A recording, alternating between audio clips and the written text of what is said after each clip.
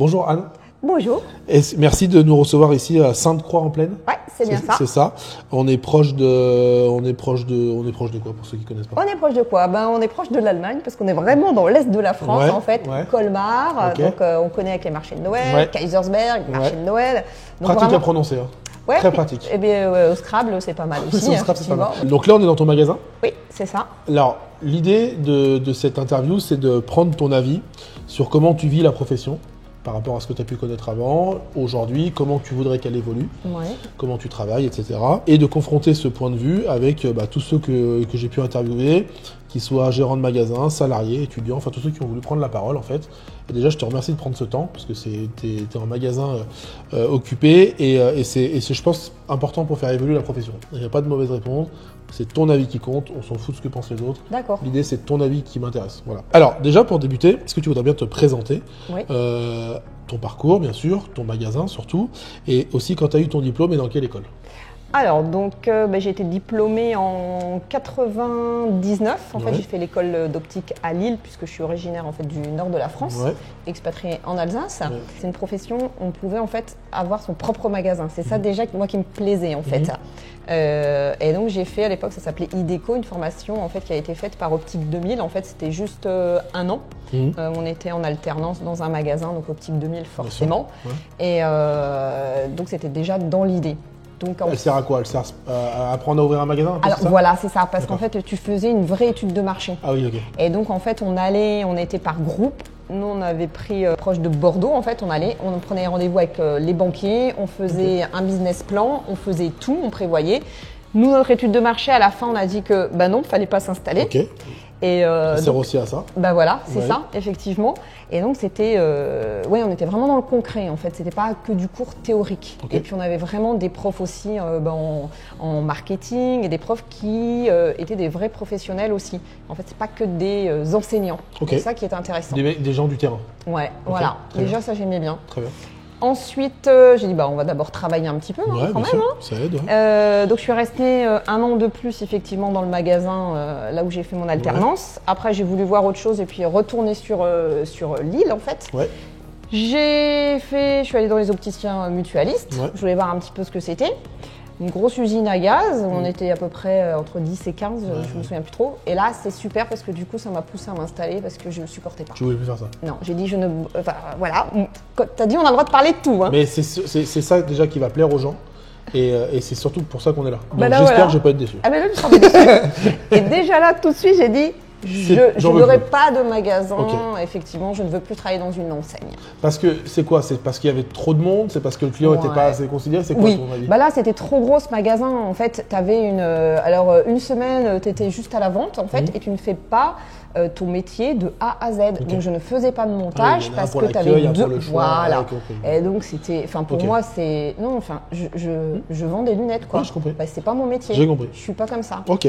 Donc là, tu t'es dit, ça, je veux plus. Je veux plus. Donc, j'ai bossé 2 ans et là, j'ai dit, je cherche un magasin. Un petit magasin, effectivement. Et c'était encore la belle époque où on disait, tu donnais ton code APE et là, 524T. Et donc là, le banquier te déroulait le tapis rouge et tu avais l'emprunt. Je comprends. Franchement, j'étais pas caution, rien du tout. C'était super beau. Excellent. Donc, tout petit magasin que j'ai repris, effectivement, dans le Pas-de-Calais, dans le bassin minier. Donc, avec effectivement pas un gros pouvoir d'achat. Mais par contre, je suis du Nord, une rechtie. Côté très humain. Et là, tu dois apprendre aussi à faire en fonction du budget de chacun. Et donc, c'était vachement intéressant. Belle expérience. Et puis ensuite, un séminaire, en fait, Luz. J'étais chez Luz, en fait, en centrale d'achat. Et j'ai rencontré donc Christian, qui est maintenant mon mari. Et donc, du coup, j'ai vendu mon magasin et puis je suis venue en Alsace. Ok. Et donc là, lui avait déjà un magasin, donc à Kaisersberg. Il venait juste de créer ce magasin à Sainte-Croix. Lui étant originaire de Sainte-Croix. Donc du coup, j'ai dit, allez, je vais m'occuper du magasin. Et du coup, je lui ai repris son magasin. Aujourd'hui, vous avez tous les deux un magasin. Voilà. Chacun son magasin. Chacun son magasin. Chez soi. Voilà, c'est ça. Et tiens, quand vous rentrez chez vous, vous parlez d'optique? Ah oui. Et oui, parce que je suis à fond, donc moi je vis optique. Le soir, c'est ah tiens, j'ai pensé à ça. Et telle cliente, est-ce que tu crois? Moi, pour moi, je viens des fois bosser le lundi s'il faut. J'ai un truc à faire, je viens. Pendant mes vacances, j'ai dû venir une journée, mais ça me pose pas de problème, quoi, parce que vraiment, j'aime bien. Alors, vous vivez ça du matin au soir. Ouais. Juste, vous êtes à 20 minutes d'écart. Vous faites les mêmes prix? Pas du tout. Vous faites les mêmes produits? Non. Ok. Justement, on est proche de Colmar. C'est ça aussi, finalement, tu as une étude presque sociologique, en fait, de la clientèle. C'est là où on s'en rend compte. Lui, il est au nord de Colmar, moi au sud. On n'a pas du tout la même clientèle. Pas du tout, du tout. Clientèle, lui, il est plus effectivement dans le début de vallée, en fait, des gens beaucoup plus fidèles, en fait, et qui ont encore vraiment un... Moins du passage comme ça. Voilà. Et là, ici, moi, je suis en proximité, centres commerciaux à proximité, et donc les gens n'ont plus, et c'est là où on en vient, parce que j'ai l'air de super aimer mon métier. Oui, j'aime beaucoup, mais il y a des moments, c'est très pesant, et j'ai déjà pensé plusieurs fois arrêter, parce que j'en peux plus. Les complémentaires santé, et les clientèles aussi. Et on a un peu de mal à les fidéliser parce qu'effectivement, je vais chez Optique Bot ou je vais chez Optique machin, c'est pareil pour eux. Donc la clientèle ici, moi sur le secteur, est très volatile. Elle va une fois là, ça lui pose aucun problème.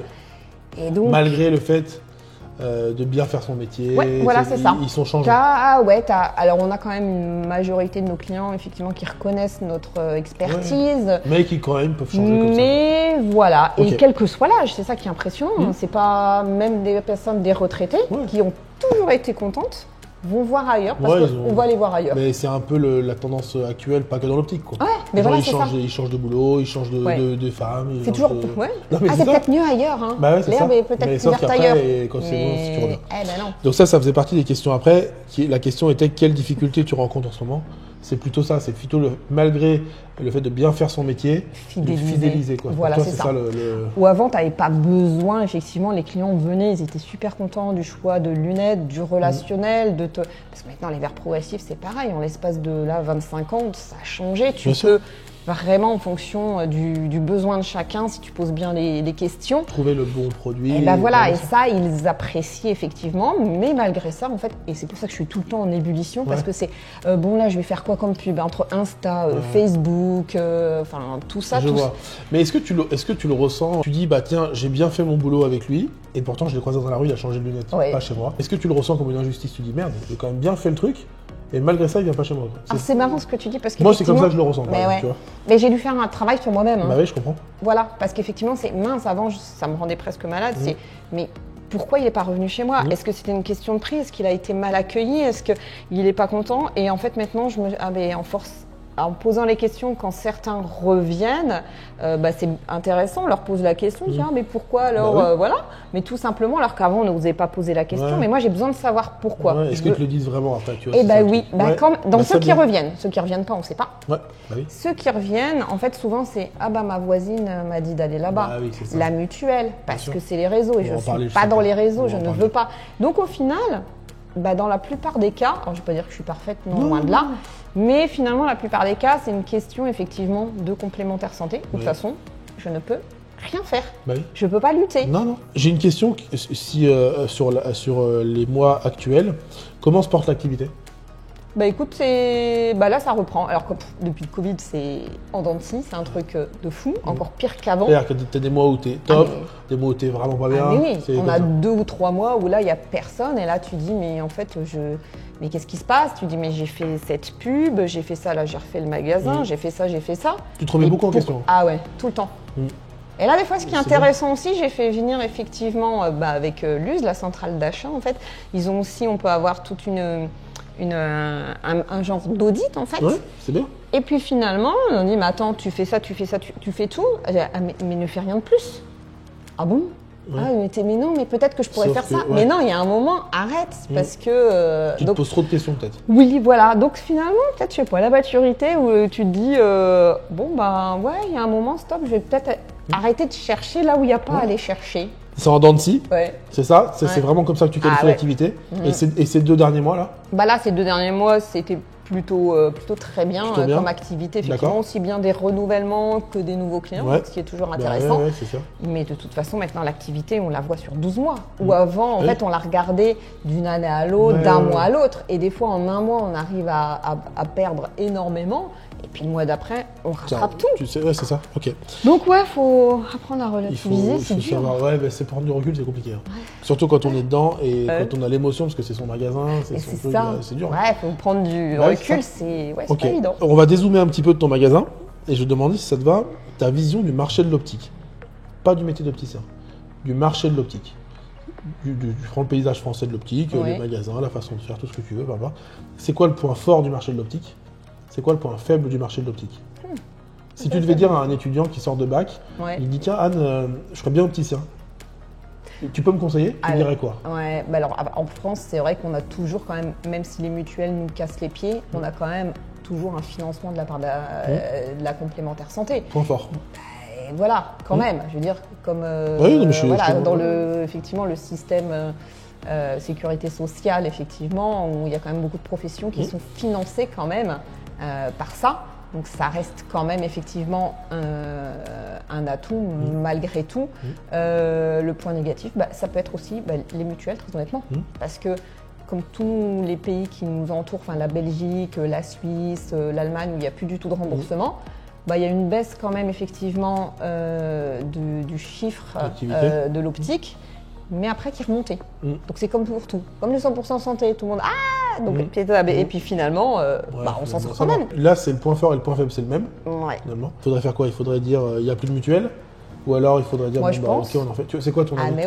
Moi de toute façon, là, quand ils ont commencé effectivement à être le 100% santé en place, il y a un moment, on arrête les 5 centimes par la Sécu, on dérembourse au niveau de la Sécu, on dérembourse effectivement au niveau des complémentaires santé, et puis alors il y a un moment, exactement, mais Ok. Oui, toujours, parce que finalement, ça a été un peu perverti comme système. On l'entend un peu moins, mais les gens, ça a été ça. Quand le remboursement était tous les ans, c'était j'y ai droit. Oui. Maintenant, ils te le vendent comme ça, les mutuelles. Voilà, mais mon assurance pour ma maison aussi, j'y ai droit si elle brûle. C'est ça. Mais je la brûle pas, ma maison. Donc c'est pour ça, c'est un peu paradoxal, quoi. Donc moi, je suis pour effectivement des remboursements Sécu et mutuelle. Ok. Ça va être compliqué pour nous. Entendu. Non, mais... C'est bien, c'est la vie au moins. Toutes les professions s'adaptent. J'entends.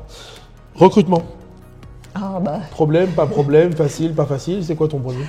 Problème, mais comme dans toutes les professions comme en France. La France aussi, En France, parce qu'effectivement, quand on va un petit peu voir à l'étranger ce qui se passe, ça fonctionne quand même dans certains pays. Donc moi, là, j'ai vu, j'étais en Allemagne et en Autriche.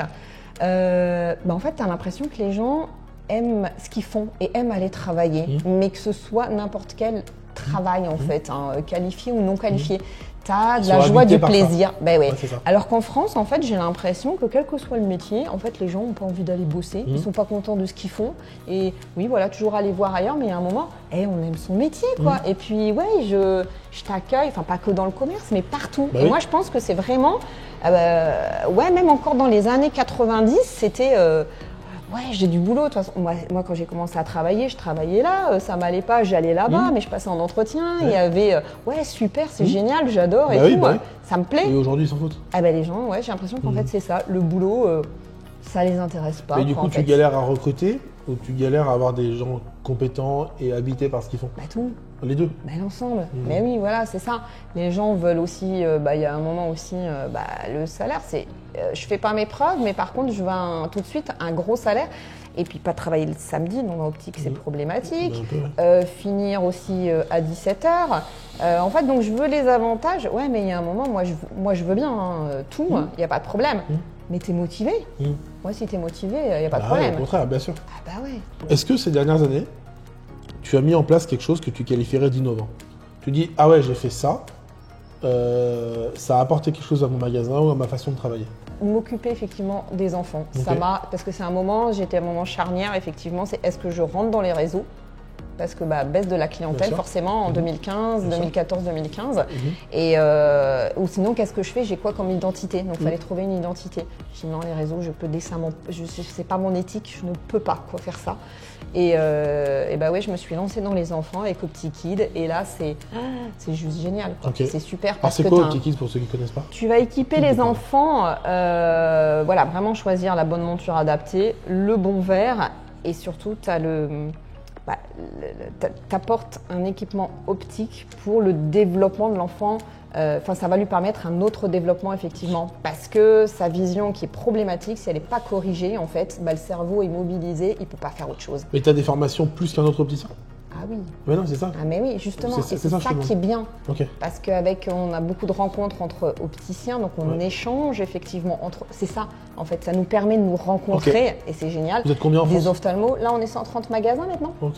Et donc avec des ophtalmos aussi, et là on peut rencontrer les professionnels de santé en fait, et ils se rendent compte qu'on n'est pas des vendeurs de lunettes. Bah oui. Et oui, parce ça valorise le métier auprès des ophtalmos, c'est ce que tu veux dire ? Là, moi, j'ai retrouvé ma place en fait de professionnel de santé. Très bien. Un autre regard par rapport effectivement aux ophtalmos qui nous considèrent, et puis surtout, l'échange avec les parents aussi, parce que j'ai pas mal d'enfants qui ont des handicaps. Et là, tu te dis je peux peut-être un petit peu l'aider. Et les parents le retournent depuis qu'il a ses lunettes, et maintenant on les voit, il y a certains enfants, qui ont soucis de santé assez importants, mais là, la dernière fois, j'ai encore rien, je dis « Ah, mais il marche, super !» Oui. Et on voit l'évolution de ces enfants, effectivement, avec différents handicaps, et franchement... C'est valorisant. Ouais. Trop cool. Ouais. Ok. Si, demain, tu as un magasin où il y a 10 collaborateurs, tu dois recruter. Sur les 10 collaborateurs, selon toi, quelle est la répartition idéale diplômé-non diplômé ?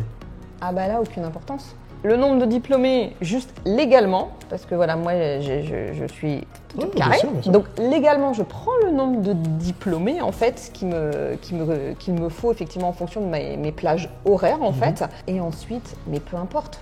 C'est la personnalité, mais exactement, parce qu'effectivement, tu as l'humain, qui va compter énormément. Technicité, il a beau être diplômé, mais s'il ne sait rien faire de ses 10 doigts, on en connaît tous des opticiens incompétents, avec un ego surdimensionné, puis qui vont t'expliquer effectivement comment faire. Donc un peu d'humilité, c'est pas mal aussi. Et donc là, moi, j'ai effectivement, moi, je suis pas très culture diplôme en fait. C'est la personnalité. Après, bien sûr, on est là pour faire les diplômés sont là pour faire des examens de vue, pour couvrir les amplitudes d'horaire, tout ça, bien évidemment. Exactement. Mais après, tu dirais c'est plutôt la personnalité plutôt que le diplôme. Oui. Si j'ai plus effectivement de non diplômés, parce que en dehors effectivement du cadre législatif, ça me permet effectivement ça. Ouais, ça me pose. Mais aucun souci. Entendu. Si demain tu es nommé ministre de la Santé, tu peux faire toute réforme, tout ce que tu veux dans l'optique. T'as pas de problème de budget, t'as pas de problème de délai, t'as pas de problème de syndicat, tu fais ce que tu veux. Qu'est-ce que tu réformes, qu'est-ce que tu changes profondément ? Moi, je pense peut-être venir comme effectivement dans les pays anglo-saxons où tu as effectivement quelqu'un en magasin qui puisse faire les examens de vue, les prescriptions. Alors par contre, il faudra faire attention parce que de la dérive, je pense cadrer. Voilà. Donc cadrer, ça je ne sais pas comment, c'est du politique, ça effectivement. Mais moi, je pense faire ça et que l'ophtalmo retrouve sa place effectivement. Il n'a pas à faire de l'examen de vue, l'ophtalmo, pour moi. Oh là, je sais, c'est sujet polémique, mais j'ai pas... T'es pas la seule à le dire, t'en fais pas. Mais il ne fait pas de l'examen de vue, il fait de la pathologie, il fait de la chirurgie, et je pense que ça lui plairait quand même vachement plus quand on en discute avec certains ophtalmos. Mais oui, quand même. Ok, ça, donc toi, tu donnerais plus de pouvoir à l'opticien dans la mesure où c'est cadré ? Ah ouais, par contre, super cadré. Super cadré, ok, c'est entendu. Comment tu vois l'optique dans 10 ans ? Pas comment tu aimerais voir le marché.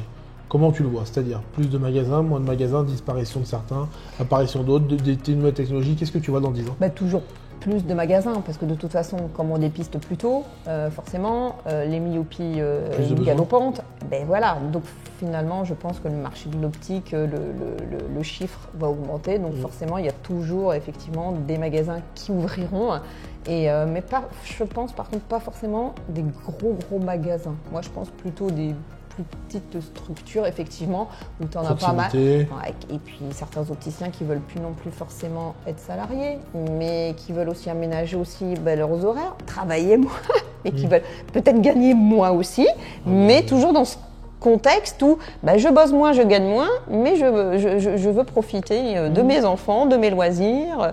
Et tu penses que ces opticiens-là, c'est ces gens-là, peu importe opticiens ou pas d'ailleurs, ils se disent demain j'aurai mon magasin, je serai plus libre, j'aurai mon samedi, c'est ça ? Ouais. Non mais sauf que ça, la réalité du terrain... oui, mais voilà, c'est utopiste. Et il y en a qui le font, mais de toute façon, on va bien voir aussi. Je pense qu'il y a beaucoup de magasins qui vont ouvrir, qui ouvrent, mais il y a un moment, là les banques sont quand même aussi un peu plus frileuses maintenant. Donc les ouvertures, c'est bien, mais il faut voir aussi notre quotidien, la charge que l'on a effectivement. C'est pas toujours facile. Ok. Est-ce que tu aurais une anecdote à partager qui a marqué ta carrière ? Un truc drôle, un truc triste, un truc qui t'a dit « Ah ouais, ça c'est un truc de fou, j'oublierai jamais ». Le truc, mais bon... Vas-y. La rencontre avec mon mari quand même, parce que franchement, je veux dire, c'est mon métier au final qui a fait que j'ai cette vie-là en fait, puisque on s'est rencontrés lors d'un séminaire à un aéroport et donc grâce à Luz, donc c'est vrai. Je tiens beaucoup moi à Luz parce qu'effectivement, et j'aime cet état d'esprit effectivement chez les Schertz, parce que pour moi c'est ma famille et ça correspond parfaitement. Je suis opticienne indépendante et puis on s'est rencontrés avec Christian, j'ai déménagé, j'ai ma vie ici, j'ai mes enfants et grâce à mon métier ça a marqué ta carrière professionnelle, personnelle. Oui. En fait, c'est vraiment la charnière de ta vie, ça a changé beaucoup de choses. C'est exactement. Ok, excellent, c'est beau, hein, franchement c'est cool. Comment tu vois l'opticien aujourd'hui, un opticien qui sort de diplôme aujourd'hui, ok, par rapport à il y a quelques années, est-ce qu'il est meilleur, il est moins bon, je sais pas, comment tu le vois l'opticien d'aujourd'hui? Je prends des stagiaires en magasin et effectivement, là où je me dis, quand on voit les cours, c'est quand même pas la même chose que quand moi, effectivement, j'ai commencé l'école d'optique où il y avait 5 écoles d'optique en France en fait. C'était quand même un autre niveau et pour rentrer dans l'école d'optique, de toute façon, il fallait forcément… Il fallait un niveau… terminal C, terminal D, moi à l'époque, et on prenait personne d'autre. Donc c'est vrai qu'il fallait des sacrés bagages. Plus de monde ? Ouais. Quand on voit les CV, quand on voit la façon dont les gens parlent, il y a un moment, le français, en fait, on s'en fiche aussi. Non, parce que face aux clients, il y a un moment, il faut savoir s'exprimer correctement aussi quand même. Et je trouve que le métier, il a été un peu dévalorisé parce que, pareil, en magasin maintenant, moi, j'ai commencé à travailler en tailleur. Oui, voilà, c'est ça. Mes collègues avaient la blouse blanche. Et c'est peut-être bête, alors il ne faut pas y revenir, c'est pas ça du tout, on ne va pas revenir en arrière non plus, il faut évoluer. Mais voilà, on avait quand même un certain respect. Et c'est vrai que là… Oui, tu es en basket, tu es en… Oui, voilà. Et donc les gens ne se rendent pas forcément compte non plus, les opticiens, on vient détendu, mais il y a un moment, on est quand même dans la santé. Et je pense qu'il faut quand même avoir… une certaine… savoir-être. Voilà, c'est ça. Qu'on a moins aujourd'hui. Du coup, pour répondre à la question, c'est ça. Les connaissances, j'ai l'impression qu'elles sont un petit peu plus superficielles quand même, effectivement. Ok, c'est noté. Si c'était à refaire tout ça, tout ton parcours, est-ce que tu referais tout pareil? Franchement, oui. Oui, parce que j'ai rencontré… Toutes tes expériences t'ont servi? Ouais, j'ai rencontré des personnes, effectivement, quand j'étais à Paris, après qui étaient témoins de mariage. J'ai toujours ces amis-là qui sont aussi opticiens. Ça a créé ta famille, en fait, tes amis. Voilà, c'est ça. Ta famille, pour le coup, ça a créé ta famille. Voilà, c'est ça. Vraiment. Et donc, franchement, tout pareil. Ce parcours, j'ai aucun regret. Ces études, je les ai faites vraiment par hasard. Je connaissais pas le métier d'opticien. On m'a dit, tiens, tu pourrais faire ça. Je savais pas quoi faire. Pourquoi pas. Et en fait, j'aime bien. Avec Ludovic Pujas et Jean-François Porte, Edgar Opticien, on a eu l'idée, il y a quelques semaines, pourquoi pas d'écrire un livre des bonnes pratiques de l'opticien. C'est bien ça. Un book de best practice. Voilà, on va le dire comme ça. Tu vois ce que je veux dire. Deux questions à ce sujet. Est-ce que tu es volontaire pour nous aider à écrire ce livre? Toujours. Moi, je suis partante. Oui. Cool. Déjà, merci. Surtout avec Jean-François, oui, forcément. Voilà. Ok, cool. Et puis, Ludovic. Donc, il y aura Ludovic, Jean-François, moi. Et toi, et tous ceux qui ont dit oui, pourquoi pas, tu vois, l'idée, mais justement, c'est bien. Cool. Ça peut être pas mal. Bon, ça, déjà, merci. Après, à voir comment il sera diffusé, effectivement, parce que là, c'est un petit peu… Tu peux compter sur moi. Et sur Jean-François. Voilà, c'est ça. T'inquiète. Parce que c'est bien que les opticiens l'aient. T'inquiète. L'idée, c'est de dire, on écrit quelque chose de complet, chapitre 1, chapitre 2, je t'expliquerai tout ça, sur ce qu'il faut faire pour être un bon opticien. Et ça s'applique à l'indépendant, aux jeunes, aux vieux, on s'en fout. Oui, voilà. Le livre des bonnes pratiques. Donc, première question, ok. Deuxième question. Bonne pratique, essentielle selon toi. La première que tu écrirais dans le livre. Après, ça paraît essentiel. Non, mais vas-y. C'est le respect du client et être honnête, mais c'est intrinsèque, c'est mon éducation qui fait que ça me paraît tellement évident, effectivement, et ne pas mettre un client s'il n'a pas besoin de ça ou de ça. Moi, je peux plutôt, pas. Et donc, on dirait chapitre 1, c'est l'éthique. Ouais, voilà, c'est ça, l'éthique avec l'honnêteté. Et c'est là où, effectivement, on aura une reconnaissance aussi des clients et aussi des professionnels de santé si on ne commence pas. Et du coup, d'où le déremboursement aussi, parce qu'il n'y a plus d'intérêt. Si le client il paye, il va faire un peu plus attention aussi. Si vous n'avez pas besoin de ça, je ne vous mets pas ça, mais je vous mets ça. Il n'y aura pas de surconsommation. Exactement, oui. Ok. Quel est ton avis sur la téléophtalmologie? Ça te parle? Ouais, on a déjà effectivement été contactés et moi je ne suis pas pour effectivement. Il y a un moment, voilà pourquoi effectivement si j'étais ministre de la Santé, on en revient à cette question-là, effectivement, déléguer effectivement les examens de vue à l'opticien, effectivement. Et parce que là, c'est pareil, on arrive dans des dérives aussi, quoi. Et donc, tout ce qui est pathologie et compagnie, on envoie chez l'ophtalmo, mais dans un cabinet, et pas là. Ça peut pas aider dans les déserts médicaux. Tu vois pas la place de la téléophtalmologie aujourd'hui dans le marché français? Alors, c'est vrai que nous, ici, sur le secteur, on est très privilégiés. On n'a pas on arrive à avoir des ophtalmos, on arrive à avoir des délais qui sont plus que corrects, en fait, qui sont très très raisonnables. Donc c'est vrai qu'on ne se rend pas toujours compte, mais on a des amis qui sont effectivement dans des déserts médicaux.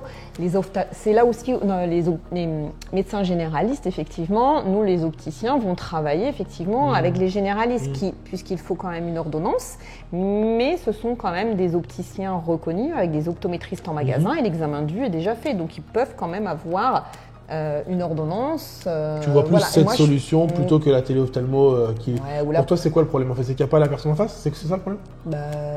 Oui, donc quelle est à part juste avoir en fait un ordonnancier, quelle est la différence par rapport à un optométriste effectivement qui est en magasin qui il n'y en a pas, mais c'est juste que l'optométriste n'a pas le droit de prescrire. Voilà, c'est ça. Donc toi, tu te battrais plus pour faire en sorte que l'optométriste. Oui. Mais oui. Ok. Est-ce que tu peux me donner ton avis, s'il te plaît, sur les syndicats professionnels? Non, j'ai pas trop d'avis parce que j'ai jamais été syndiquée parce que finalement, j'étais quelques années. Quand j'étais salariée au final. J'étais quand même syndiquée, mais c'est vrai que alors, je suis déjà pas très syndicat à la base, en général. Faut défendre les droits des salariés, je suis tout à fait d'accord. Non, mais ça c'est une chose, mais ça n'a rien à voir. Les syndicats professionnels, ils défendent la profession morale. Voilà. Ils s'en foutent. Mais du coup, en fait, est-ce que c'est pas l'image un peu tronquée? Ouais, voilà, c'est ça. Moi, je dirais plus effectivement un organisme fédérateur plutôt qu'un syndicat des opticiens, parce que le syndicat. Ouais, voilà, c'est ça. Moi, je trouve qu'il va. Non. Et moi, il ne m'attire pas du tout. Et après, peut-être les têtes pensantes aussi manquent un peu. Oui, c'est un peu de jeunesse, je trouve aussi, effectivement. Et j'ai aucune information là-dessus. Je ne vais pas la chercher, mais elle ne vient pas à moi non plus, cette info. Donc si je ne vais pas la chercher, je la vois nulle part sur les sites effectivement professionnels qui nous sont réservés. Ok. Donc mais ça manque. Manque de communication et manque de modernité. Oui. Et sinon, oui, moi j'y serais parce qu'il y a un moment, il faut qu'on défende nos intérêts. Effectivement, on n'est pas puissant. On est nombreux, mais on n'est pas puissant. Avec le ministre de la Santé, on ne peut pas. Surtout quand tu as deux syndicats qui ne s'entendent pas.